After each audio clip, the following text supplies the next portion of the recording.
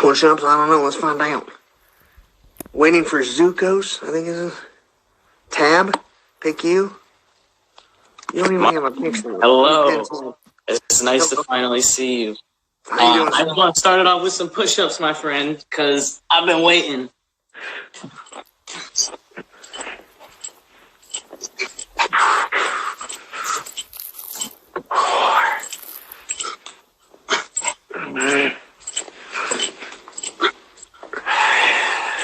I haven't done any exercise all day. I needed this shit. All right, what's your question? All right, I have more of it. So the way I think about religion, right? Let me gather my thoughts here 1 second. So religion, right? I think of God as the absence of knowledge. So everything that we don't know is God. What are your thoughts on that? When you think about you think about your perspective, the absence of knowledge. That's a very great start. Where do all of your ideas and thoughts go, and what creates them? Exactly. Well, we don't know what creates them. Our thoughts don't make us, right? No, you do. What do you have to consume? What has to sacrifice its raw energy to create the food so you can have an idea? So that we can have the thoughts in our head. Yes. That makes a lot of sense. That being said, the thoughts that we have, though... Hold on, slow down. What does that? So people can follow along. What does that? The sun.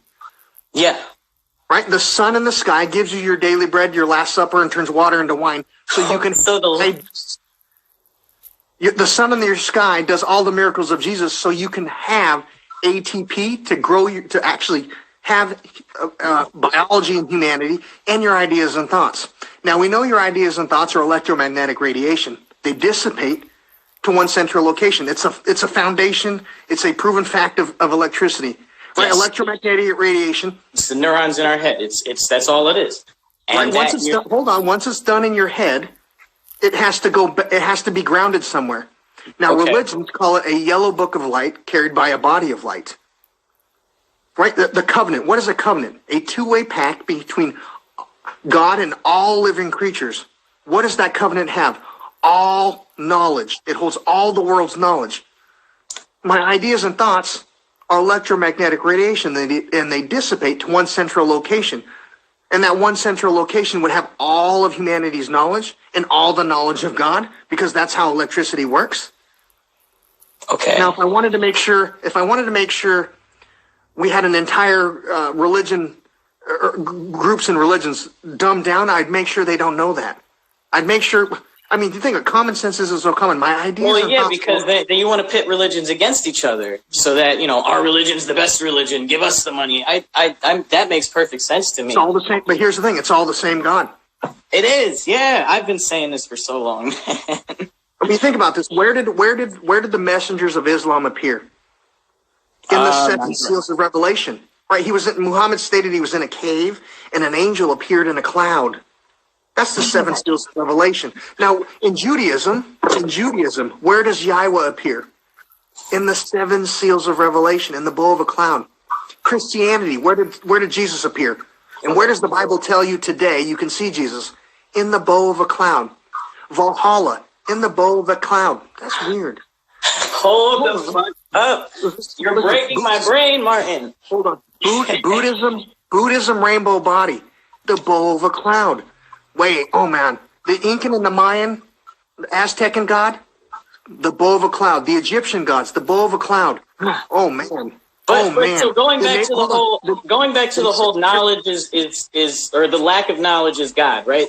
Would you still agree with that statement that the cloud, the light is where, as you said, it's where all our knowledge comes together, right? Now I'm gonna help you now. And now every religion says the glory of their God is so bright it's blinding. What can't you stare at? The sun. It's blinding. Right? The 7 seals of a rainbow reveals a body of light that is real light when all 7 seals unite.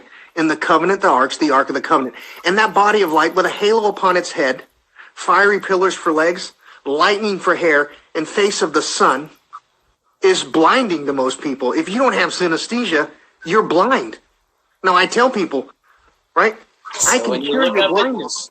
I can cure your blindness with a picture. For thousands of years, humanity has talked about this body of light that exists in the Ark of the Covenant. And the world has been blind to it. And I'm like, I can cure your blindness with a picture. I can show you it. You might not be born with the trait or the God-given ability or whatever you want to call it, genetics or whatever you need to see it. But I can see it. So maybe I can work backwards in some physics and take a picture. So let me see if I pick this up correctly. Let me see if I'm picking up what you're putting down here. So when people look to whatever God it is that they look to, like the light, when they look too hard at the light, it blinds them and they lose sight of what's around them currently. So what you're saying is that religion, in its sense, looking too deep into it, asking these questions too much can blind you. So also, I can desensitize you to the truth. Right? I mean, let me think about this. The seven seals of Revelation. Rather than trying to find the truth so much. Okay, think about this. We tell you today in the Bible and in the Torah, you can see Yahweh or Jesus in a cloud. And we also tell you the seven seals in a bow have seven seals of revelation. They hold a revelation. What is that revelation? I'm going to have to look into the seven seals. I'm not familiar with the concept. You keep bringing it up. I'm going to look into that, though. I'm going to do my research. There's seven seals. There's seven seals that hold God or the messenger of God or son of God. Okay. And they're sealed. And nobody can... Each one of those is a color? Well, I'm going to help you. So there's seven seals that have the words and messages of God, and it's sealed up in seven seals of revelation. And only the... I don't know how to explain it. They say only... I can look into that. Yeah, though. only the Lion of Judah is capable of breaking those seals and seeing what exists in there. And literally, I'm like, hey, man, the seven seals of a rainbow, man. But it's like, are we ready for what exists in there? I'll tell you, man, those seals are broken. And I'll tell you, what exists in the seven seals of Revelation, like a lion, I tore that stuff open, and it's the singularity of every religion's reality. I mean... No, I actually... in real life, I've had military men tell me, a dirty Indian spick will never be the person who opens up those seals. And I don't think they get to choose who gets to decide. No, I was just going to say, it doesn't matter who it is. It's really just looking. It's understanding that singularity. It's understanding that we are all one in a sense. When you think about this, so I'm a musician myself. I talk about this stuff all the time. We are not one. We are all one, but we are not equal. Yeah, one seal turns water into wine. One seal of a rainbow turns water into wine. One seal's a revelation. One seal turns one seed into 100 bushels. Another seal kills the bacteria that creates leprosy in real life. A different seal turns one seed. I mean, literally. Another seal walks on water. And I don't understand why people don't take the time to figure this stuff out. Yeah. So the seven seals of Revelation, right? Yeah, the seven seals. So the As seven. I said, I want to do my research. I want to educate myself on this. So I'm going to look. So they tell you the seven seals of Revelation hold an apocalypse, or a revelation of knowledge that will lead you to the truth. The seven seals hold an apocalypse. What's an apocalypse? A revelation of knowledge. And the Lion of Judah.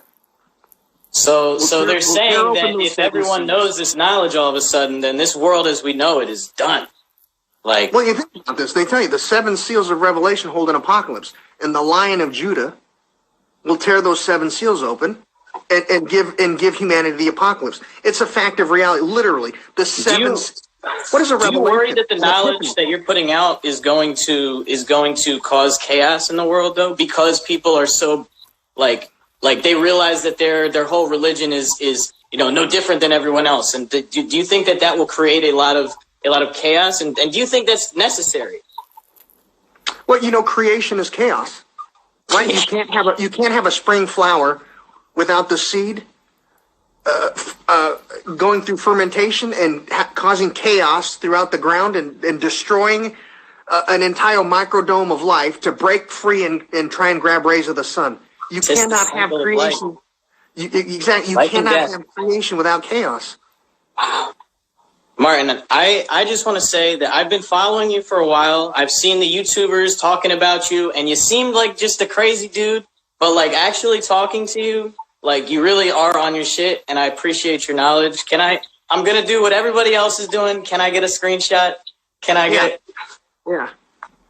But you think about all religions. They teach you the foundation of every religion is to love thy neighbor. Yes, and that's something that like regardless of religion, you should still follow. Think about this though. I mean, think about this.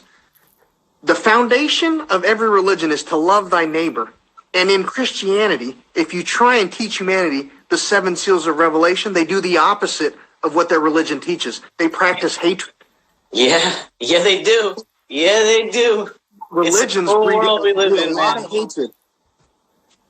Oh, this has been eye-opening. I'm gonna let some other people hop on here. Martin, it's been a pleasure. I hope I see you again sometime. Yeah, thank you for your time. Is it going to work? Unpinned.